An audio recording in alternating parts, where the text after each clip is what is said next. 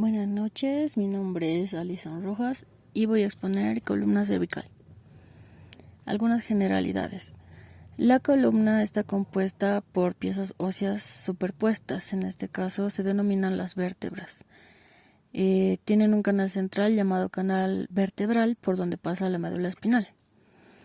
Y la situación de la columna es en la parte posterior y media del cuello y del tronco. Para hablar sobre la columna cervical, primero quiero hablarles sobre algunas características. En primero, la columna cervical tiene 7 vértebras, 2 atípicas y 5 típicas. Algunas características usuales de las vértebras cervicales van a tener lo que es un cuerpo vertebral, los pedículos, las láminas, las apófisis transversas, la apófisis espinosa, y los procesos articulares que van a ser tanto superiores como procesos articulares inferiores. Les había hablado, las primeras 2 vértebras cervicales son atípicas. La primera, la C1, se denomina atlas. Van a tener 6 caras, la cara superior, la cara inferior, cara anterior, posterior y 2 caras laterales.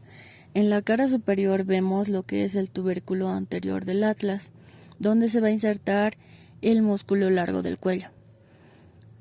Posteriormente al arco anterior del atlas tenemos una superficie articular, una fosita, que es la fosita odontoidea, donde se articula la apófisis odontoides del axis, que es la vértebra número 2 cervical. Luego, posteriormente al arco anterior, tenemos lo que son las superficies articulares.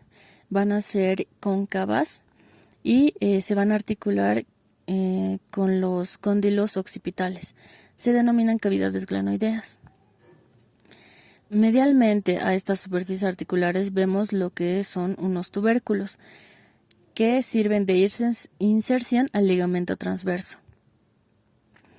Luego vemos lo que son las apófisis transversas, donde pasan vasos y nervios vertebrales. Posteriormente tenemos al arco posterior con su tubérculo posterior, donde se inserta el músculo recto posterior menor del cuello. Y entre el arco posterior y las superficies articulares vamos a ver unos surcos o canales donde va a pasar la arteria vertebral.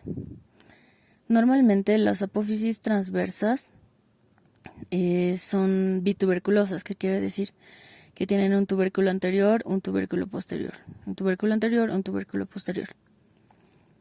En la cara inferior vamos a ver de igual manera las caras articulares inferiores, que estas ya son más convexas y que se van a articular con las caras articulares superiores del axis. De igualmente podemos ver lo que es el tubérculo posterior, tubérculo anterior, las apófisis transversas, los agujeros transversos y el agujero vertebral por donde pasa la médula espinal. En este caso, en el agujero vertebral del atlas, vamos a dividirlo en 2 partes, ya que aquí se va a insertar lo que es el ligamento transverso. La cavidad anterior va a tener lo que es la apófisis odontoides del axis y la cavidad posterior va a ser por donde va a pasar la médula espinal. Ahora hablemos de la C2 o axis. La vértebra cervical número 2 tiene una apófisis prominente llamada apófisis odontoides o diente del axis, donde anteriormente va a tener una cara articular anterior que se va a articular con lo que ya habíamos dicho antes en la fosita odontoidea del hueso atlas. También en el vértice de la apófisis odontoides se van a insertar lo que son los ligamentos occipito-odontoideos. También vemos las superficies articulares superiores del axis, que están ligeramente cercanas a lo que es la apófisis odontoides. También son convexas. Vemos sus apófisis transversas con los agujeros transversos y su apófisis espinosa, que de todas las vértebras cervicales, a excepción de la C7, las apófisis espinosas son bifurcadas o bífidas.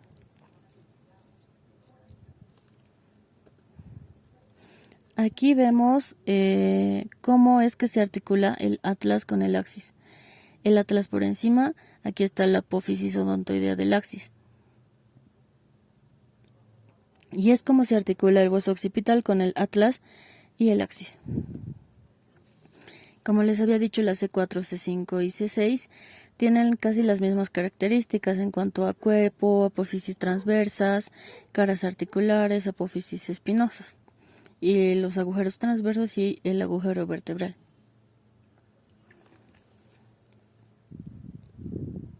En el caso de la C7, que ya es la última vértebra cervical, es una vértebra de transición, ya que va a articular la columna cervical con la columna torácica.